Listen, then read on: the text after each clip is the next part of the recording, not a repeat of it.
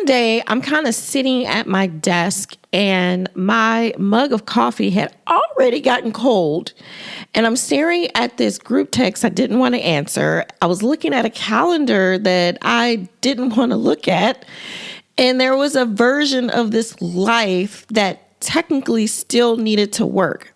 Nothing was on fire. Nothing had betrayed me. I was just not in some dramatic rock bottom movie scene with mascara running down my face either. And it was just a normal weekday, which honestly made it even worse. The dishwasher was kind of humming in the background, and the phone lights up. I could hear the neighbor's dog losing its mind at God knows what.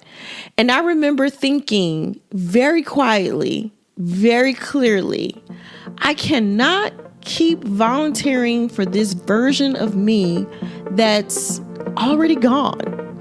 That was the moment. Hey y'all, welcome back to Between a Hot Mess and a Therapist, your not so typical self-help podcast for high responsibility helpers who are tired of pretending they are fine. I'm your host, Shauna Lovin, a seasoned therapist, Texas LPC supervisor, 3-5 emotional projector, and a total tree-hugging auntie rebel who believes healing can be natural. Of course, with compassion and a little cussing. If you're watching on YouTube, listening in your car, hiding in the bathroom at work, or staring at your ceiling at 2 a.m., baby, I already know what kind of week you're having. So grab your favorite beverage, get comfy, and let's dive in.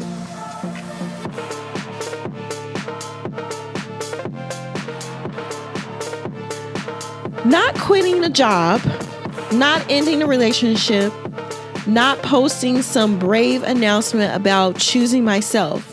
Just standing or sitting in my own office, realizing there's a whole part of my life I was still feeding out of just habit, loyalty, or this old identity.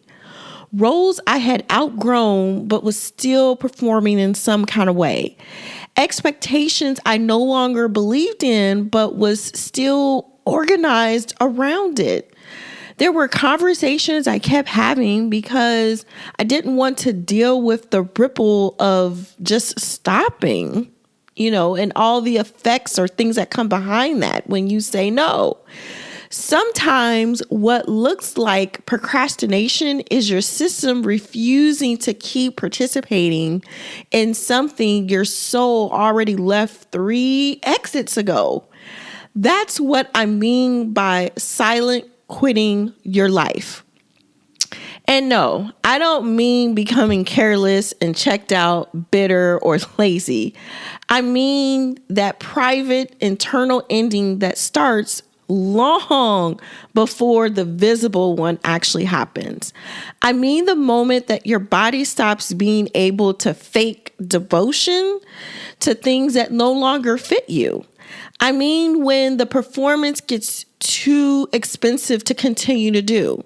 I mean when your mouth says yes and every cell in your body's like, girl, absolutely fucking not.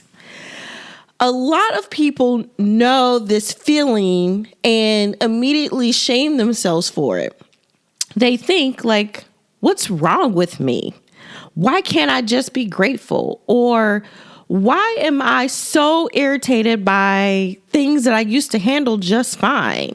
Why do I suddenly want out of routines, roles, relationships, ways of working, even versions of success that I once chased? But there's a difference between uncommitted and being complete. And a lot of people, especially those who are in midlife, and you know who I'm talking to, or there's some kind of identity rapture that kind of happens. It's like all of a sudden you know who you are. These people are quietly complete with things that they have not yet given themselves permission to release. That's the kind of completion is super sneaky. It's always doesn't arrive with clarity or confidence.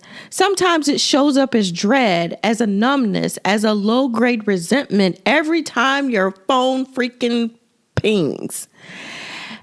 As having less and less tolerance for noise you used to normalize. This is crying over something small because it was never about the small thing in the first place. As you like to hear yourself agree to something and feeling your own spirit roll its eyes at you. As you realize that you have become deeply skilled at maintaining structures that no longer have any real relationship to who you actually are. That's the part that people don't say out loud, especially us dependable ones. They don't say, I'm tired of casting these roles that I didn't consciously choose. They don't say that I don't want to keep being emotionally organized in one type of room. They don't say that I build a life around what makes sense to everyone else and now I'm choking on it. They don't say that I'm scared that if I stop participating, the whole damn illusion will be wobbly and I'll have to meet myself for real. Yeah, but that is often what is underneath what I'm talking about.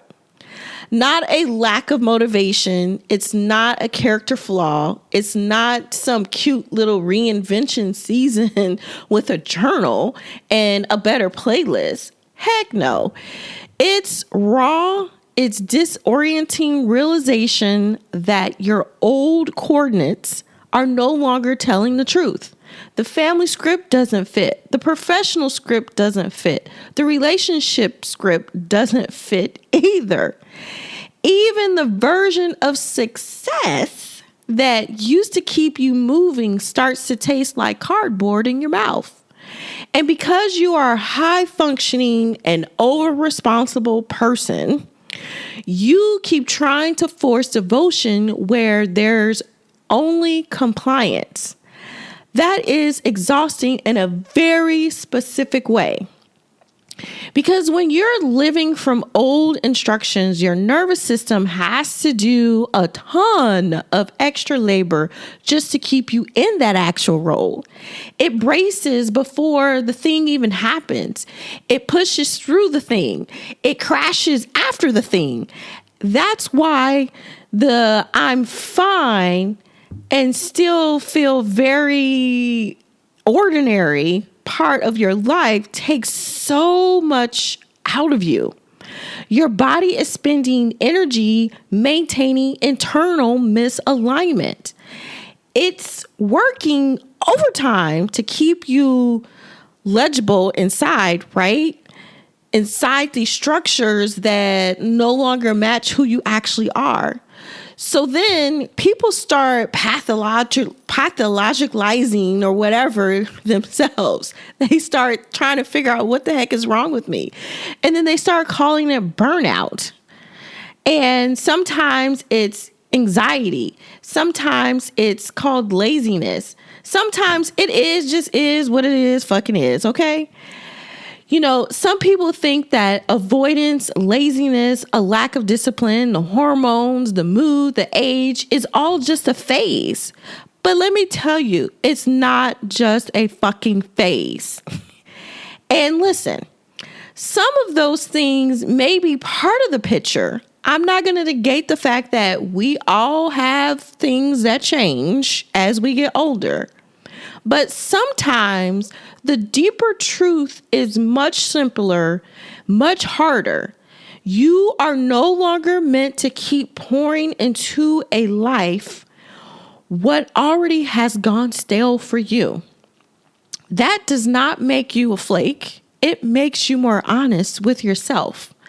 Honesty can feel dangerous when your whole life has been rewarded for this level of consistency that you've been doing.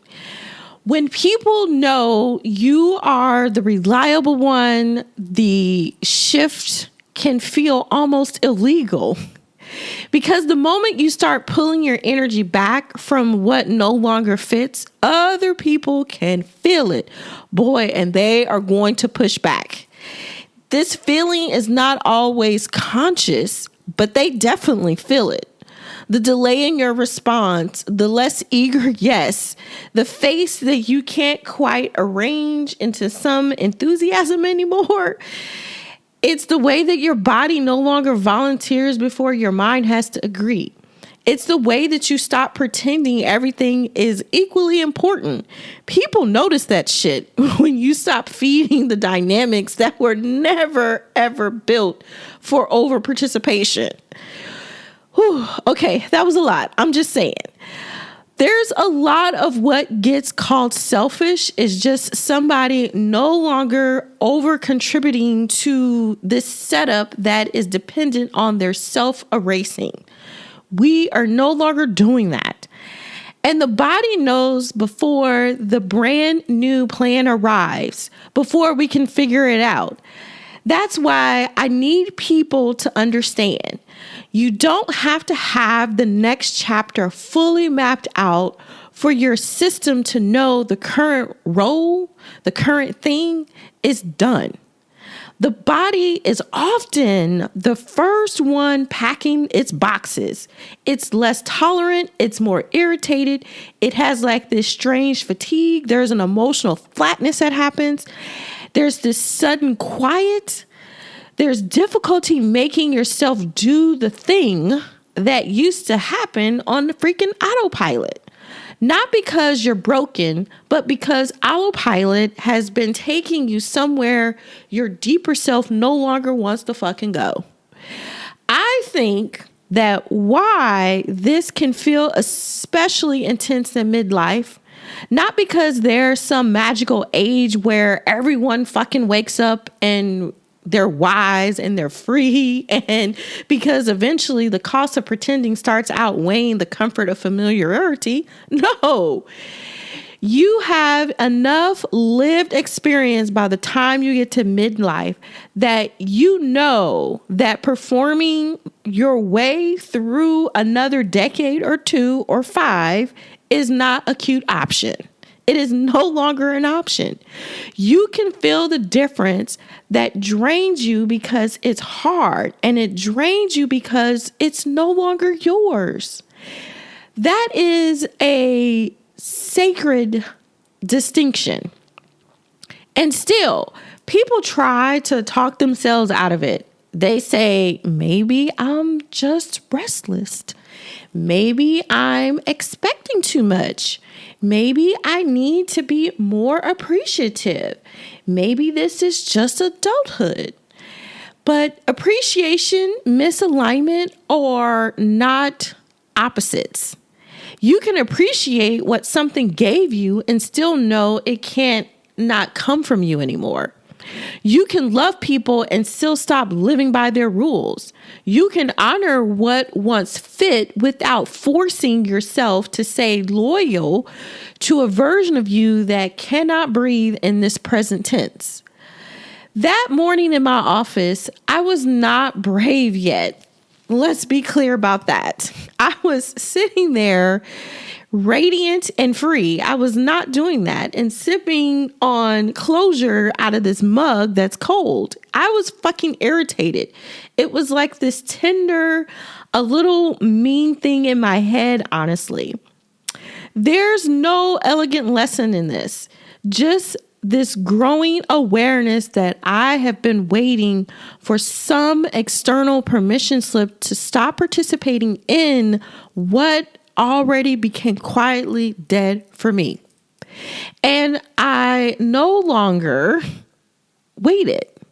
The more my body started to respond like every day the longer I was betraying myself. That's the messy middle nobody glamorizes. The part where something is ending internally, but your outer life hasn't caught up yet.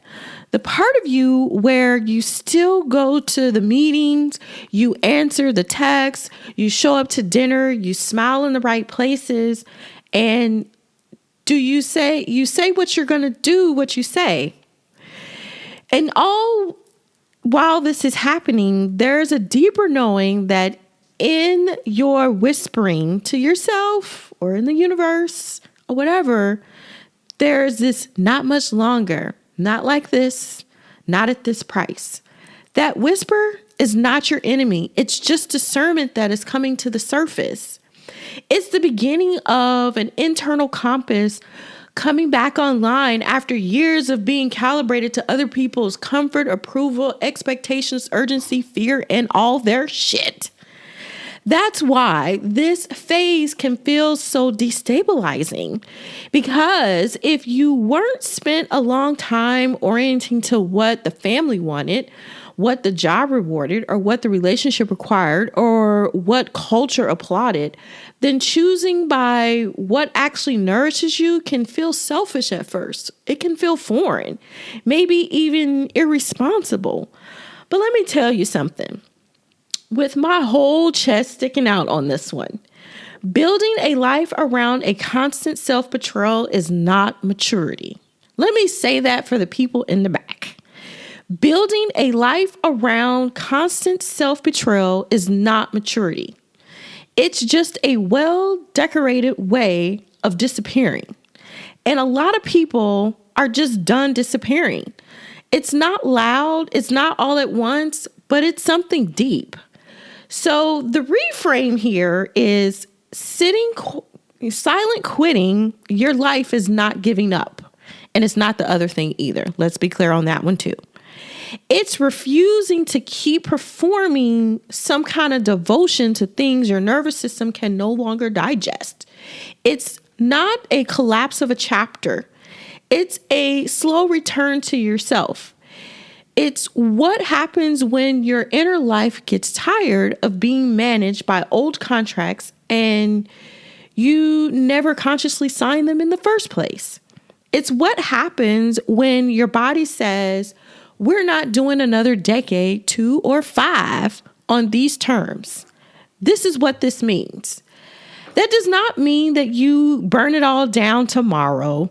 It doesn't mean that every feeling of discomfort is a divine exit sign.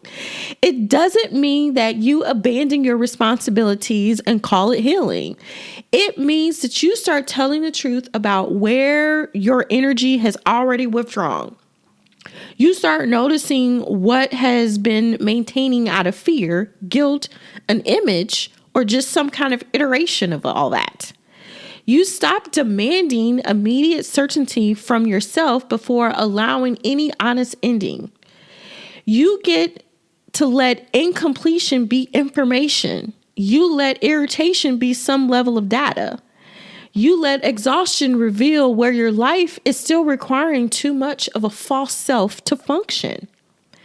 And maybe most importantly, you stop making yourself wrong for trying to change, because that's what a lot of all this really is. Change without the script, maturing without some applause, identity shedding without a neat little before and after montage. You are not who you were. Some of your old ways of working, relating, choosing, pleasing, striving, and staying small do not fit anymore. That is not laziness. That is not failure. That is you. That is not you becoming impossible.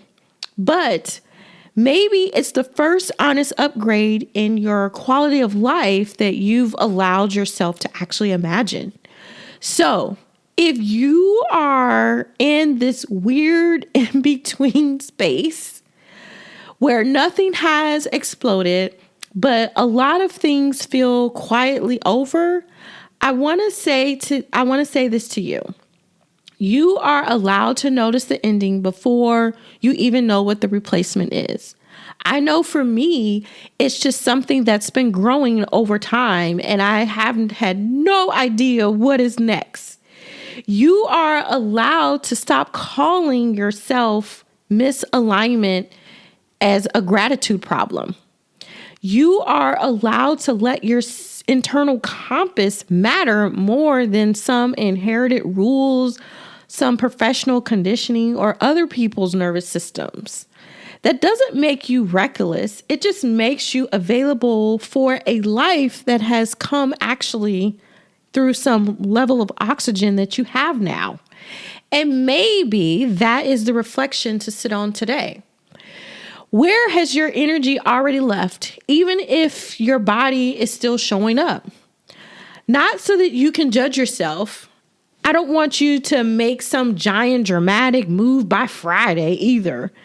So just so you can just stop lying to yourself about where this life force is and isn't. Because when you tell the truth, there is something in that softens you. Something unclenches. Something new gets a little bit more room to breathe. And maybe that's just enough for now. Maybe today it's not about all the things that you need to stop doing or stop trying to force attention to for things that have already gone cold in your life. Maybe today you let yourself admit that some parts of your life are ending privately before they actually end publicly. Maybe today you trust that your body's refusal is not always sabotage. Sometimes that is wisdom with no marketing plan, but it's still wisdom. All right, my loves, that's another episode in the books, and I'm out. Now, I need you to go drink some water, touch some grass, get a sip of sunlight, take a pause, and stop acting like your nervous system is optional. And yes, you are basically a houseplant with complicated emotions. If you needed this today, tell me about it, tell me what landed, hit follow, and send this to the I'm fine friend who is absolutely not fine, and you know who I'm talking about. And if you want to work with me, everything you need is linked in the show notes because Auntie doesn't do energy sucking DMs. Okay, love you. Bye.